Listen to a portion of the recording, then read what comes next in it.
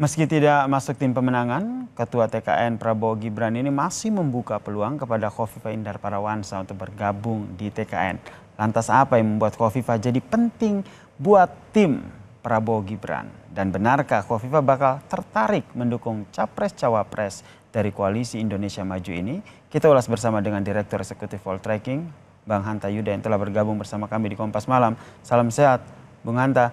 Salam sehat, selamat malam, Yasir. Ini kalau kita lihat ini dari TKN sendiri tidak hal yang menarik adalah tinggal tunggu waktunya. Ini Anda membacanya seperti apa? Apakah ini masih berharap begitu Khofifah untuk join masuk menjadi TKN atau seperti apa?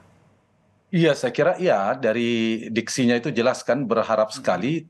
Nah, jadi menurut saya Yasir ada 3 sampai 4 alasan ya mengapa Bu Khofifah menolak atau paling tidak belum menerima posisi atau tawaran menjadi tim pemenangan Prabowo Gibran. Ada 4 alasan, satu alasan etis, kedua politis, ketiga strategis, keempat taktis matematis lah kira-kira begitu. Oke. Alasan etisnya tentu Bu Khofifah punya posisi beliau masih menjabat sebagai gubernur, jadi relatif kurang etis meskipun diperbolehkan misalnya cuti untuk berkampanye dan sebagainya. Itu mungkin menjadi pijakan utama Bu Khofifah. Yang kedua, dari sisi politis, Bu Khofifah kan bukan pengurus partai atau kader partai, dan sehingga beliau harus tetap menjaga relasi politik yang cukup baik dengan PKB dan PD Perjuangan yang partai terkuat di parlemen, di DPRD Jawa Timur, yang saya kira berkepentingan untuk menyukseskan agenda pemerintahan Jawa Timur di sisa pemerintahan Bu Khofifah di Jawa Timur hingga Desember paling tidak. Yang ketiga, dari sisi taktis matematisnya juga penting menghitung, mengkalkulasi potensi siapa akan menang.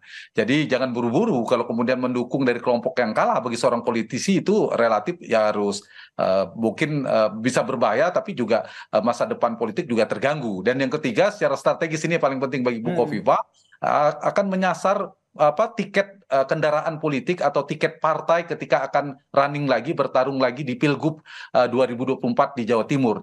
Jadi kalau keliru memilih kawan, menentukan mitra, maka akan berpengaruh pada kendaraan politik di 2024, Pilkada 2024. Nah, dengan 4 alasan inilah yang menyebabkan Bu Khofifah menurut saya belum menentukan. Misalnya sedikit dibandingkan dengan Ridwan Kamil.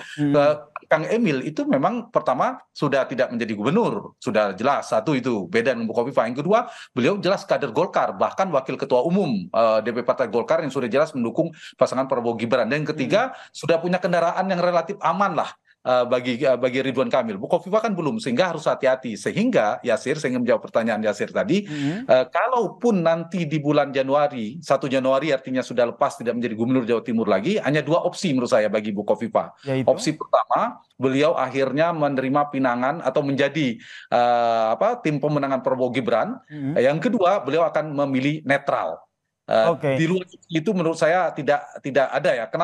Kenapa ini penting? Karena 2 alasan. Satu, Bu Khofifah kita tahu beliau ini tidak mengejar posisi jabatan menteri seperti para tim ses pada umumnya, Yasir. Kenapa? Menurut saya tidak. Justru beliau meninggalkan posisi menterinya Pak Jokowi menjadi gubernur Jawa Timur. Jadi yang diincar menurut saya lebih pada gubernur periode kedua, dan ini posisi lebih strategis untuk investasi politik buat Bu Khofifah, sekaligus untuk menjadi eskalator politik kalau mau running di Pilpres 2029 mendatang. Jadi gubernur Jatim yang diincar itu yang pertama ya. Kalau kita baca dari Bu Khofifah. Yang kedua, ini juga penting mengapa memilih netral akhirnya misalnya tidak ke Prabowo Gibran, karena dulu di 2018 Pilkada Jatim, Bu Khofifah itu didukung oleh partai-partai yang sekarang di barisan Prabowo Gibran. Oke, ini barisan Prabowo Gibran ya. Tahan sampai di situ dulu, Bung Hanta. Karena menarik ini. Golkar. Iya, menarik ini karena kalau berbicara soal memilih netral atau memilih timnya Prabowo Gibran, tadi kalau kata Ketua TKN-nya bahwa tunggu waktu. Ini lain hal dengan yang disampaikan oleh Ketua Umum Partai Golkar Erlangga Hartarto yang dalam HUT Golkar tadi malam barusan saja ini menyatakan bahwa Khofifah ini bisa jadi salah satu juru kunci pemenangan Prabowo Gibran di Jawa Timur bersama dengan mantan Gubernur Jatim yaitu Pak Dekarwo. Kita simak bersama dulu ya pernyataan dari Ketua Umum Partai Golkar Erlangga Hartarto berikut ini. Kemudian untuk Jawa Timur, Ibu Khofifah Indar Parawansa. Ibu Khof didampingi oleh Pak Dekarwo. Mana Pak Dekarwo? Jadi kalau sudah penyerangnya dua, Pak, tandem. Itu sepertinya kita di Jawa Timur juga menang, Pak Prabowo. Tanggapan Anda, Bung Hanta? Iya, betul. Bu Kofifa ini posisinya sangat strategis ya. Secara politik itu gadis cantik yang seksi ya, menjadi rebutan semuanya. Anies sejak awal berputar-putar ingin menjadikan Kofifa sebagai cawapresnya. Kemudian jadi rebutan Ganjar memasukkan pada radar cawapres juga. Begitu juga Prabowo dimasukkan radar 3 besar.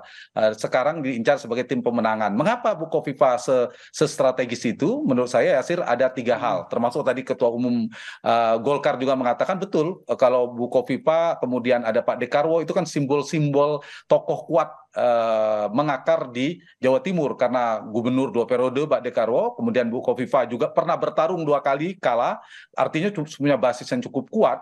Ditambah juga Bu Kofifa sekarang gubernur, sehingga saya ingin mengatakan secara elektoral beliau punya pengikut, berpotensi menjadi mesin pengepul suara atau penggerek pendongkrak elektabilitas capres-cawapres yang dia dukung. Itu satu yang membuat strategis, terutama di Jawa Timur. Yang kedua, Kofifa adalah gubernur yang populer.